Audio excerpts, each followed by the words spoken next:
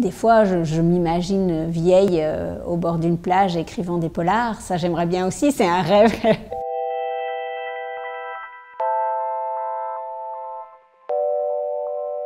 Disons qu'avant tout, je suis une lectrice. Avant tout, j'aime les romans, avant toute chose. Et j'aime les personnages. J'aime les personnages de romans et j'aime me projeter dans les personnages. Donc, la suite logique, c'était d'incarner les personnages, c'était de les rendre vivants, c'était d'avoir des histoires aussi, de suivre des histoires. Petit à petit, comme ça, j'ai rencontré des textes de théâtre et c'est mon premier compagnonnage en fait. Quand je commence à mettre en scène, mon premier compagnon, c'est le texte. C'est ce vers quoi je reviens perpétuellement.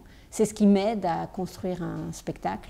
L'auteur, qui est un auteur imaginé, évidemment, enfin, il existe évidemment l'auteur derrière le texte, mais en tout cas, j'ai vraiment la sensation qu'il est à mes côtés et qu'il m'aide.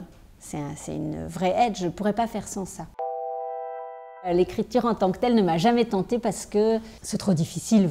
J'ai beaucoup de plaisir à l'épistolaire, ça c'est quelque chose que j'aime beaucoup. Il y a une adresse dans la lettre, donc finalement la lettre c'est un peu du théâtre d'une certaine façon. Il y a déjà un partenaire. Écrire, construire une histoire, construire des personnages, construire une langue, avoir un rapport à ça, c'est comme un Everest en fait.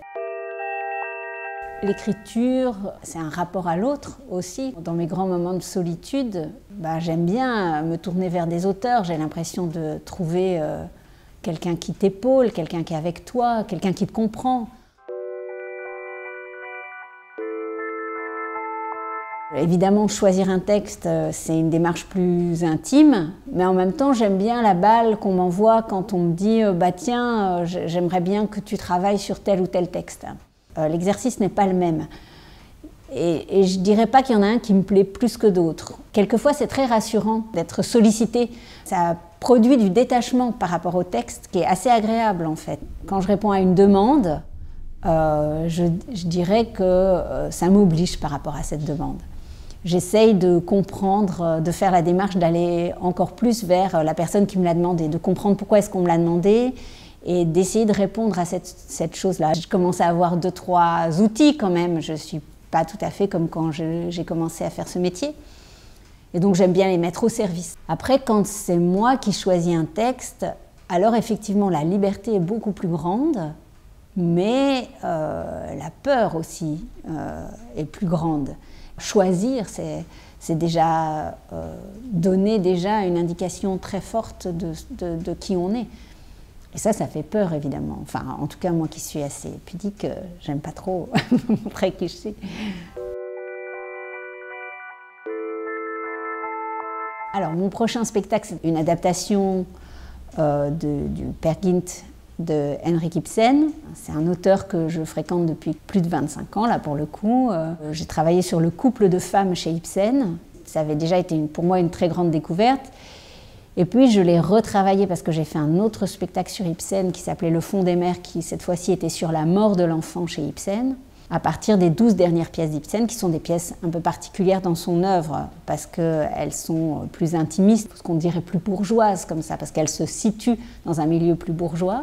Et j'ai toujours pas l'impression d'avoir épuisé cet auteur que je trouve très très contemporain et en même temps très mal servi par notre monde contemporain. Un de mes derniers spectacles, c'était La musique à deuxième de Marguerite Duras avec Johan Blanc et Catherine Salé. Et Johan me dit « Ah, mais moi, j'aimerais bien travailler sur Peer Gynt, mais j'aimerais bien en faire un monologue. » Je trouve l'idée très logique, en fait, parce que c'est un monologue, Peer Gynt. Et en travaillant, on s'est rendu compte que ça coinçait à un endroit, c'est que Peer Gynt, c'est une quête identitaire, en fait. Donc on a un point de départ et on a un point d'arrivée. C'est très très clair dans la pièce. Or, ce point de départ et ce point d'arrivée évoluent parce que le personnage principal rencontre des altérités. Des autres en fait, et des altérités quelquefois absolues ou quelquefois très proches de lui. Tout d'un coup, moi je me disais, mais c'est très compliqué de faire un monologue à partir du moment où l'acteur ne sera pas confronté à l'altérité. Je sentais qu'il avait raison. Johan, quand il disait c'est un monologue. Donc on a un tout petit peu creusé cette idée. Parallèlement à ça, Serge Rangoni, au Théâtre de Liège, m'avait demandé de faire un atelier pour acteurs amateurs. Et donc les deux projets en fait se sont fondus parce que tout d'un coup je me suis dit mais en fait l'altérité radicale de Johan Blanc, qui est un acteur ô combien accompli, qu'il ait face à lui des gens qui ont une pratique totalement différente et beaucoup plus intuitive, on s'est dit, mais alors voilà, c'est ça qu'il faut faire en fait. Ce Peer Gynt-là, porté par un acteur extrêmement professionnel, dont on ne peut absolument pas mettre en question son professionnalisme, face à des gens dont la démarche n'est absolument pas une démarche professionnelle, mais une démarche d'amateur ou d'amatrice au sens noble du terme, c'est-à-dire ceux qui aiment avant que ceux qui en font leur métier. Et la confrontation des deux me semblait intéressante par rapport à l'idée d'un parcours identitaire. 3 coproducteurs sont venus et ont été tous les 3 très intéressés par ce projet. On s'est retrouvés dans une situation un petit peu curieuse où il fallait mettre en place un ensemble d'amateurs provenant de 3 lieux différents. Et ça coinçait, on sentait que ça coinçait. Je me suis dit, mais et si tout d'un coup, plutôt que de faire un projet avec 3 lieux, on faisait 3 projets pour un projet pour chaque lieu, donc 3 projets en fait. Et plutôt que de mélanger des personnes issues de 3 lieux différents, à chaque fois, c'est le projet qui se déplace et qui va dans le lieu. Je dois aussi parler de Catherine Salé, qui était la partenaire de Johan dans La musique à deuxième, avec qui j'ai mené un certain nombre d'ateliers qui ont donné lieu à des spectacles. On a un compagnonnage plus classique de metteur en scène, actrice, mais on a aussi un compagnonnage de partage de cette chose-là. Donc pour moi, c'était inenvisageable de me retrouver dans cette position-là sans elle. J'avais aussi envie d'avoir une partenaire qui serait à cheval entre le plateau et la salle. Moi, je vais rester dans la salle, mais j'avais envie de quelqu'un qui puisse parler à ces acteurs et ces actrices d'un point de vue d'actrice et de jeu.